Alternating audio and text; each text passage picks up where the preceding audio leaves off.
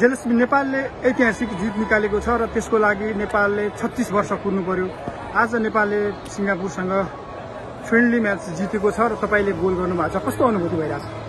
एकदमै खुसी लागिरहेको छ र मेरो गोल भन्दा नि सबै टिमको टिम कम्बिनेसन टिम वर्क राम्रो भएर यसको लागि सम्पूर्ण कोच टिम म्यानेजमेन्ट सबैजना र यहाँ उपस्थित सम्पूर्ण फ्यान र नेपालमा जति नि फ्यान हामीलाई सपोर्ट गरिरहनु भएको छ उहाँ सबैलाई थ्याङ्क यू भन्न चाहन्छु र यो मोमेन्टम हाम्रो कायमै राख्ने हामी एकदमै सक्दो कोसिस गर्छौँ र यो विनले एकदम उच्च मनोबलका साथ मलेसियासँग नि हामी यो पृष्ठ प्रदर्शन गर्ने छौँ।